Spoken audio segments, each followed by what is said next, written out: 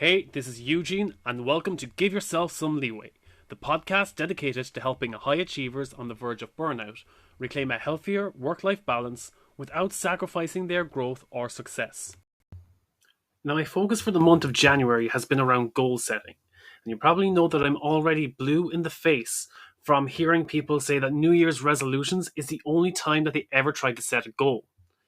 If you want a desire to change, if you want to change into the next best version of you, you can start any time you want. You could start today. And that's why I'm asking people to use the month of January to get clarity on the goals they want to set for 2023. Today, I want to give you a systematic approach to get clarity on your goal setting. A study by the University of Scranton researched New Year's resolution statistics, and they discovered that people who explicitly make resolutions are 10 times more likely to attain their goals than people who don't explicitly make resolutions. So what does this mean for you? It means that if you implement the actions of today's episode, that you are in the very small minority that both makes goals and is dedicated to achieving them. So grab a pen and paper, be that your journal or a notebook, and implement today's steps. And if you can't grab a pen and paper right now, listen back to this episode later when you get a chance to really get the full value of this episode. The first step to achieving your goal is knowing what it is. So, what is your goal? What do you want out of life? What are your true desires?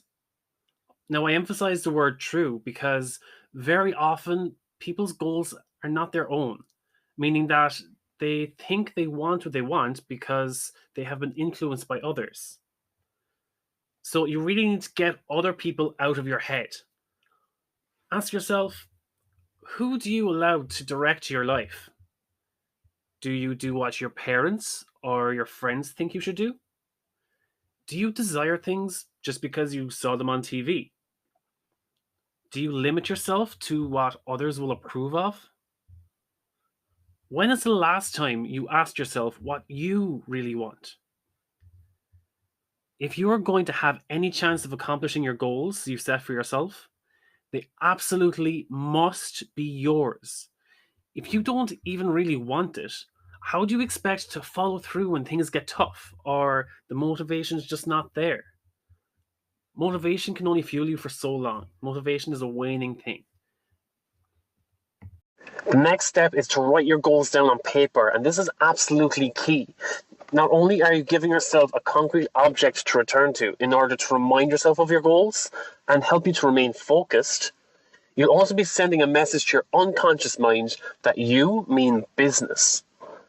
Now, it may be that you're starting this process and you already have your clearly defined goal in mind, or maybe you know that you have goals, but you still want to get some help identifying your true goals. In either case, writing them down on paper is a foundational part of goal setting and helps you identify both your goals and how to solidify them and how they fit into the bigger picture of your life.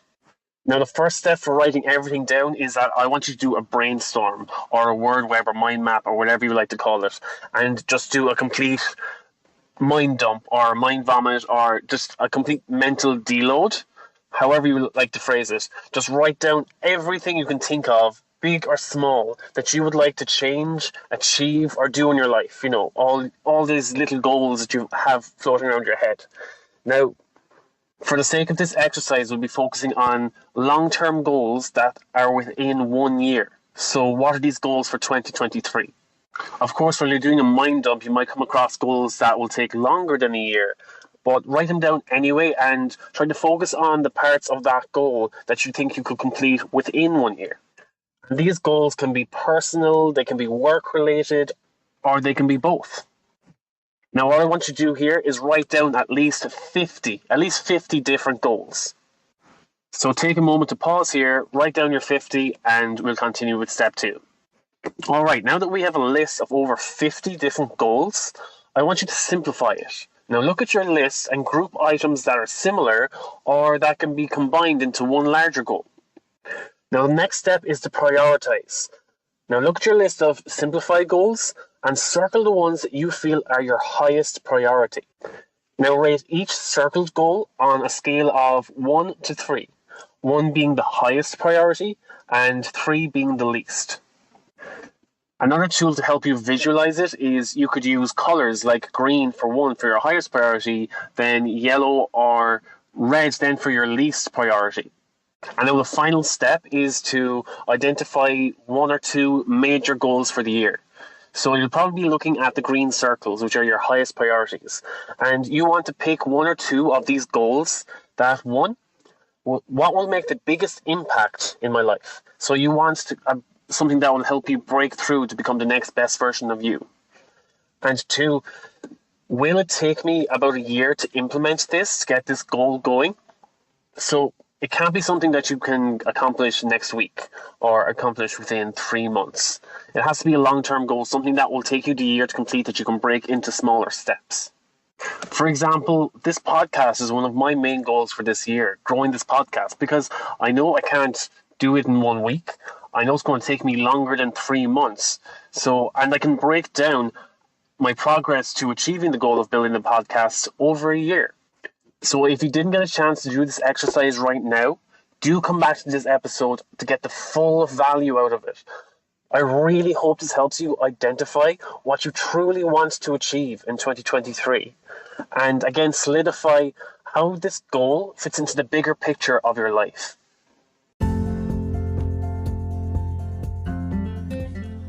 Well, I hope you liked this episode and I hope you found it helpful. And if you did, subscribe to the show, because it makes sure that you don't miss out on new episodes, and it also helps me because it increases the rankings of the show a little bit, which of course makes it a little more easily found by other people who may like it just as much as you. And if you didn't like this episode or anything about the show in general, or if you have any ideas or suggestions or just feedback that you want to share, shoot me an email, eugene@leeway.ie, and let me know what I could do better, or just what your thoughts are on what you'd like to see me do in the future. I read everything myself. I'm always looking for new ideas and constructive feedback. So thanks again for listening to this episode, and I hope to hear from you soon.